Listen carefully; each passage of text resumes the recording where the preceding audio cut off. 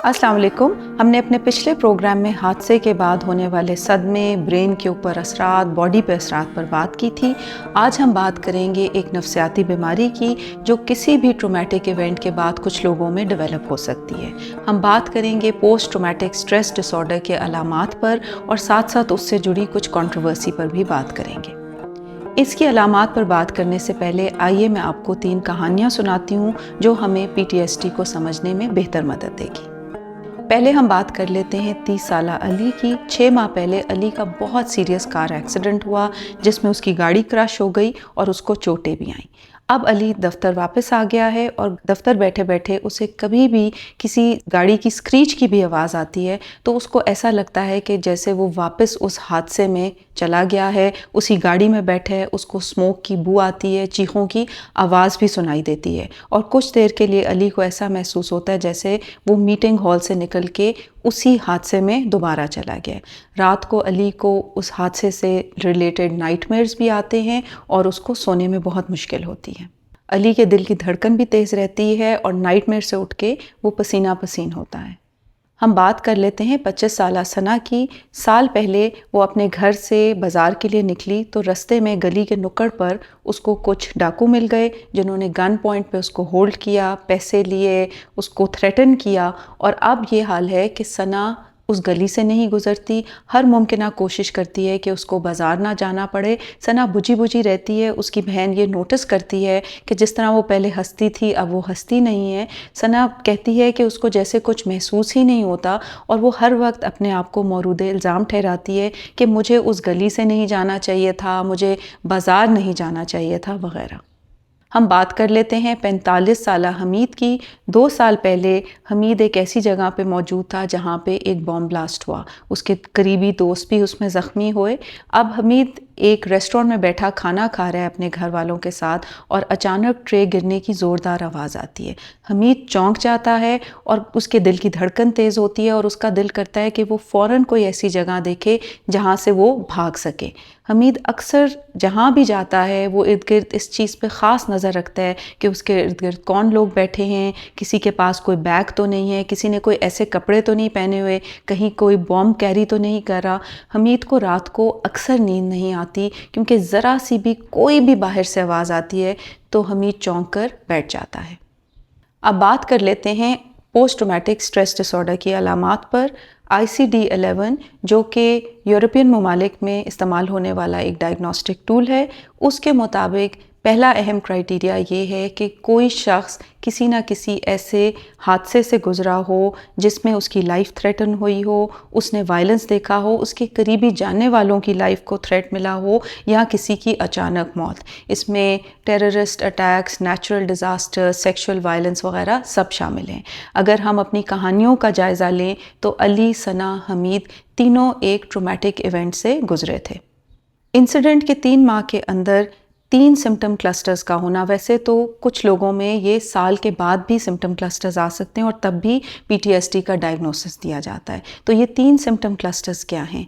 सबसे पहला कि उस इवेंट को, ट्रॉमेटिक इवेंट को बार बार री एक्सपीरियंस करना और इस तरह री एक्सपीरियंस करना इंसान को इमेजेस आना, फ्लैशबैक्स आना, इंट्रूसिव थॉट्स आना, मेमोरीज आना और नाइटमेयर्स और ड्रीम्स उस इवेंट से ताल्लुक़ रखते हुए आना और जिसकी वजह से इंसान शदीद इज़्तिराब और फेर की कैफियत में चला जाए।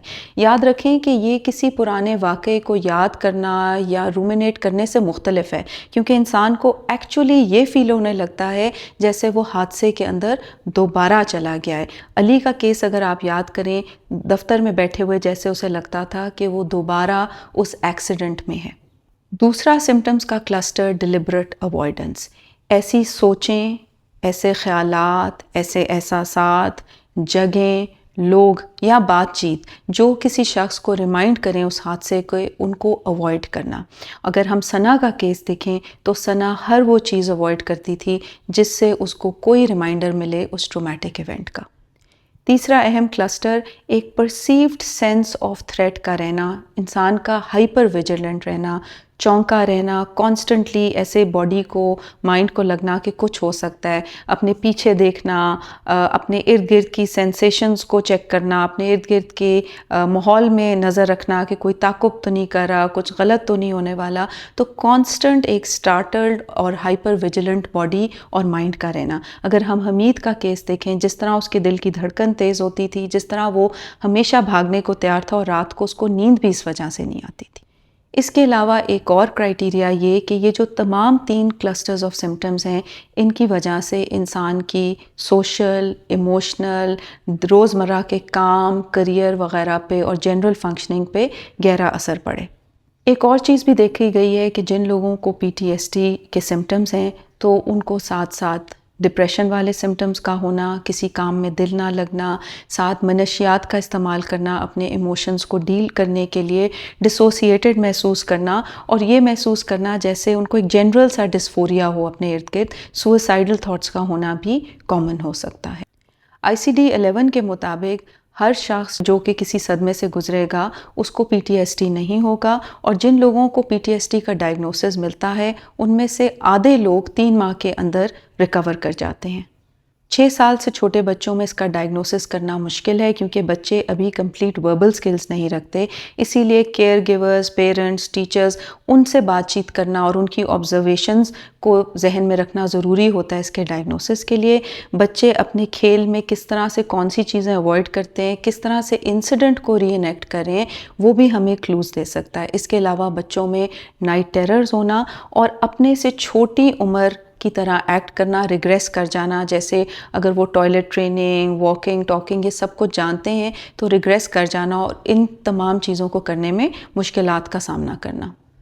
ایک اور اہم بات ہے کلچرل کانٹیکسٹ کی، کیونکہ مختلف معاشروں میں، کلچرز میں جب کوئی بھی حادثہ ہوتا ہے اس کے بعد لوگ مختلف سمٹمز دکھا سکتے ہیں. تو ہو سکتا ہے کہ کچھ معاشروں میں فزیکل سمٹمز، گلٹ کا ہونا، شیم محسوس کرنا اور اپنی پین کو ایک طرح سے اسپریچول ڈسٹریس محسوس کرنا شاید نائٹ میئرز اور فلیش بیک سے زیادہ نظر آئیں.